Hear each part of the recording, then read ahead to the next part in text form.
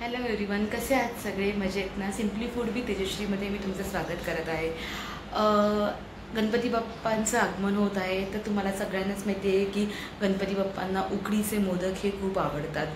तर आणि माझे 2-3 मैत्रिणी आहेत की ज्यांनी मला रिक्वेस्ट केली होती की उकडीच्या मोदकाची रेसिपी दाखव गणपती बाप्पा येण्याच्या अगोदर.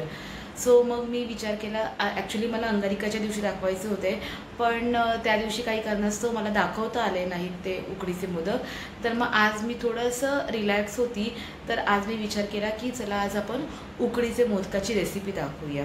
तर एक थोडेसे 2-3 टिप्स असतात त्याच्यामध्ये. ते टिप्स जर तुम्ही फॉलो केले ना, तर तुमचे उकडीचे मोदक हे मस्त आणि लुसलुशीत होतात. आणि खरं सांगायला गेलं ना, तर उकडीच्या मोदकाचं सारण वगैरे मी व्यवस्थित सगळं बनवते.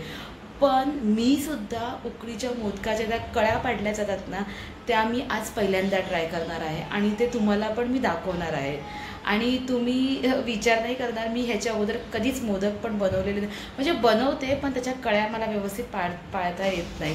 तर आज मी ते ट्राय करणार आहे. तर तुम्ही पण मला सांगा की माझ्या कळ्या कशा झालेल्या आहेत आणि उकडीचे मोदक माझे कसे झालेले आहेत. तर चला तर मंडळी, आपण पटकन बघूया तर उकडीच्या मोदकासाठी लागणारे साहित्य. तर बघा, आता हे उकडीच्या मोदकासाठी हे जे आहे ते नारळ आहे. नारळ आता मी खवून घेतलेलं आहे. म्हणजे असं ठेवलेलं नारळ घ्यायचं नाही आहे, फ्रेश नारळ हे खवून घ्यायचं आहे. हे जे आहे ना ते 2 वाटी आहे. कोणते 2 वाटी आहेत मी तुम्हाला दाखवते ते वाटी पण. 2 वाटी मी नारळ घेतलेलं आहे आणि हे बघा हेच आहे. आणि ही 1 वाटी मी गूळ घेतलेला आहे. ही जी वाटी तुम्हाला दिसते ना, तेवढीच 2 वाटी हे नारळाचं कीस आहे. आणि ही 2 वाटी नारळ असल्यामुळे हे 1 वाटी खोबऱ्याचं आपलं गुळाचं कीस घ्यायचं आहे. हे मी काळं गूळ वापरलेलं आहे. तुम्ही कोणत्याही प्रकारचं गूळ वापरू शकता. हे जे आहे ते मी 2 वाटी तांदळाचं पीठ घेतलेलं आहे आपली उकड करण्यासाठी. तांदळाचं पीठ जे आहे ते बघा, मी ही वाटी घेतलेली आहे. ही वाटी जी आहे ती 2 वाटी आहे. तर आता ही 2 वाटी आहे, तर पाणी पण आपल्याला 2 वाटीच घ्यावं लागेल. तर ते उकडचं मी तुम्हाला सांगते नंतर. आधी आपण सारण करून घेऊया. तर 2 वाटी खोबरं आहे, तर 1 वाटी आपलं गूळ आहे आणि थोडीशी आपल्याला वेलची पूड लागणार आहे. तर आता आपण गॅसवरती कढई ठेवली आहे. कढई तापायला ठेवली आहे.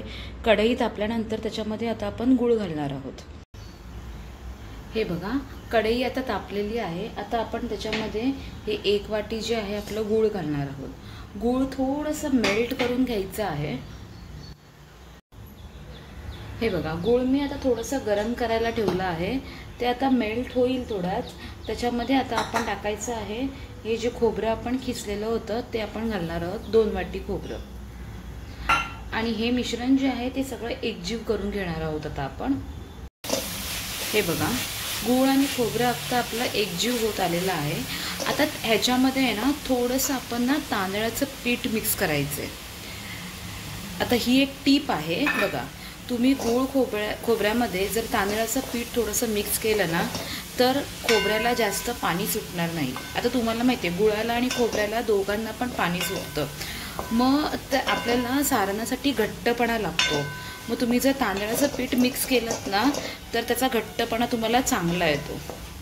तर गूळ आणि खोबरं जेव्हा तुम्ही मिक्स कराल त्याच्यानंतर त्याच्यामध्ये थोडंसं किंचितभर असं तांदळाचं पीठ मिक्स करायचं आहे. हे बघा, आता तुम्ही बघत असाल की हे आपलं जे आहे ना ते एकजीव चांगलं झालेलं आहे.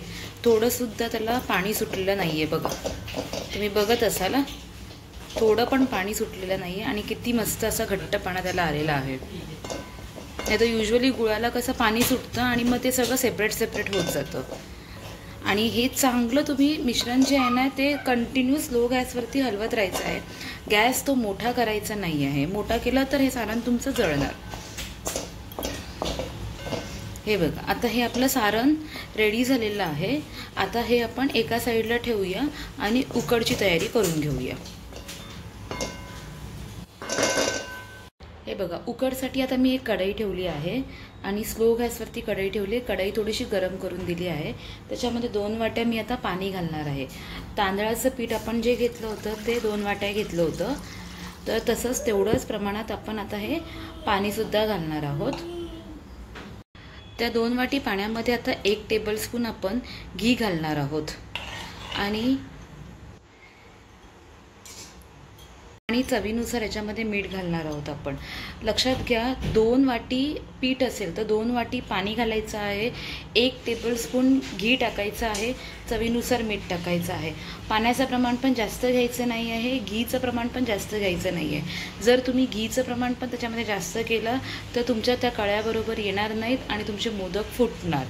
तर तुम्ही ह्याच प्रमाणामध्ये घ्यायचं आहे. 2 वाटी असेल तर 2 वाटी पाणी, 1 टेबलस्पून घी आणि थोडंसं मीठ. आता हे चांगलं उकळवून द्यायचं आहे. हे बघा, आता हे आपलं पाणी जे आहे ते उकळलेलं आहे. आता आपण ह्याच्यामध्ये हे जे आपण पीठ घेतलं होतं ते पीठ आपण घालणार आहोत. पीठ घालून ते पटकन एकजीव करायचं आहे, त्याच्या गुठळ्या होऊन द्यायच्या नाही आहेत आणि पटापट एकजीव करून घ्यायचं आहे ते. हे बघा, अशा पद्धतीने हे पटापट असं एकजीव करून घ्यायचं आहे. आणि हे पीठ, आता तुम्ही म्हणाल की हाताला भाजतं वगैरे, गरम कसं मळणार, पण हे पीठ जे आहे ते गरमच तुम्हाला मळायचं आहे. तर मी तुम्हाला दाखवते कसं मळायचं आहे ते. हे बघा, आता हे आपण चांगलं असं एकजीव करून घेतलं आहे आणि आता गॅस मी स्लो केलेला आहे एकदम. आणि आता एका परातीमध्ये मी काढून घेणार आहे ते. हे बघा, हे जे पीठ आहे ते मी सगळं एका परातीमध्ये काढून घेतलेलं आहे. तुम्हाला दिसत असेल की आता वाफा निघत आहे त्याच्यातून, तर पीठ किती गरम आहे ते.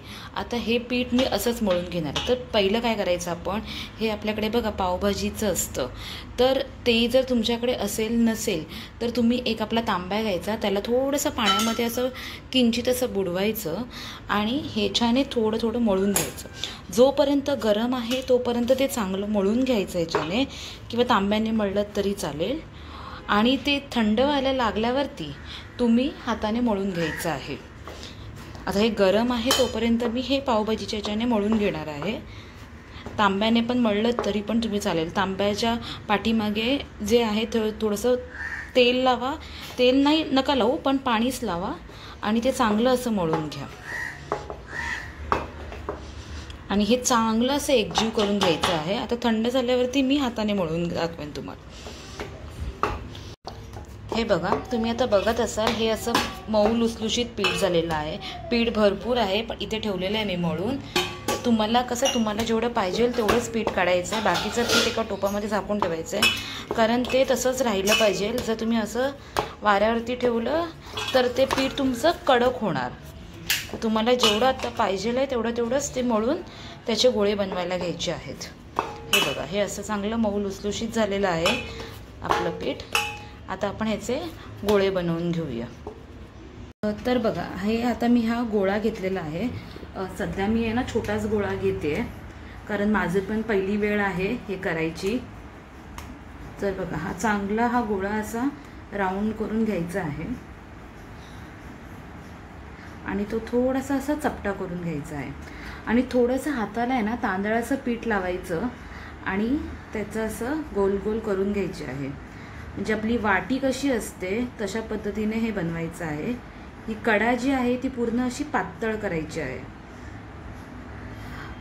बोटांना आहे ना, तुम्ही 2 बोटांना तांदळाचं पीठ लावून जर केलात ना तर चांगले होतात ते आणि सुटत पण नाहीत. जर तुम्ही तेल तूप काही लावलं तर ते पाकळ्या सुटणार तुमच्या. तर तुम्ही हाताने असं केलं, पीठ लावत लावत, तर व्यवस्थित होणार. हे बघा, अशी तुमची अशी पातळ अशी वाटी झाली पाहिजे. आणि काही चुकत असेल तर तुम्ही मला सांगू पण शकता की काही चुकतंय किंवा काय. हे बघा, ही अशी खोलगट अशी वाटी झाली पाहिजे. आणि आता ह्याच्या आपण कळ्या पाडून घेऊया. हे बघा, थोड्या जवळजवळ कड्या पाडायच्या आहेत आणि थोड्या जास्त कड्या असतील ना तर चांगलं आहे, कारण ते दिसायला पण सुंदर दिसतात. 2 ते 3 कड्या दिसायला पण छान दिसत नाहीत.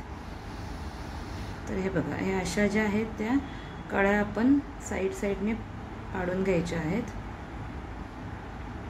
पहिली वेळ आहे माझी कळ्या पाडण्याची, तर तुम्ही समजून घ्या थोडंसं. नंतर हळूहळू मे बी होऊ शकतं. हे बघा, हे असं झालेलं आहे. आता ह्याच्यामध्ये मी सारण भरणार आहे. आणि सारण थोडंसं असं चांगलं असं दाबून घेणार आहे त्याच्यामध्ये। हे बघा, माझा मोदक हा छोटा झालेला आहे, पण मी छोटेच बनवलेले आहेत। आणि हे दोन्ही बोटाने असं एकत्र करून घ्यायचं आहे हळूहळू। दोन्ही बोटांनी व्यवस्थित करायचे आहेत, जेणेकरून आपला हा जो शेप आहे तो बिघडायला नको म्हणून।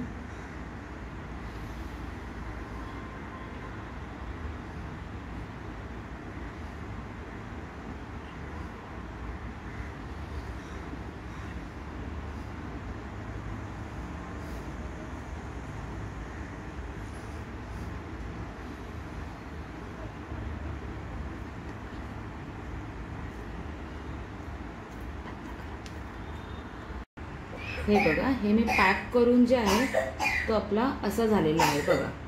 थोड्याशा कळ्या थोड्या व्यवस्थित झालेल्या आहेत, पण फर्स्ट टाइम आहे तर मे बी माझ्यामध्ये तरी बरोबर झालेले आहेत। अशा पद्धतीने आपण बाकीचे मोदक करून घेऊया। हे बघा, अशा पद्धतीने मी थोडेफार मोदक बनवून घेतलेले आहेत। थोडासा शेप पाठीपुढेच झालेला आहे, बट तरी पण तुम्ही समजून घ्या, जरा मी फर्स्ट टाइम केलेला आहे।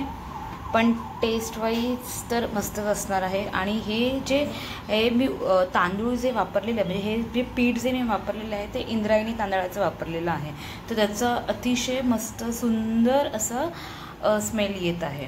तर आता मी एक स्टीमर ठेवलेला आहे इथे, आणि त्याच्यावरती एक सुती कापड ठेवलेलं आहे। पाणी बॉईल करायला पाणी बॉईल करायला ठेवलेलं आहे, आणि ते स्टीमरच आहे हे। आणि आता मी ह्याच्यावरती हे जे आपले मोदक आहेत ते ठेवणार आहे। हे बघा, हे असे मी आता हे मोदक ठेवून घेणार आहे ह्याच्यावरती।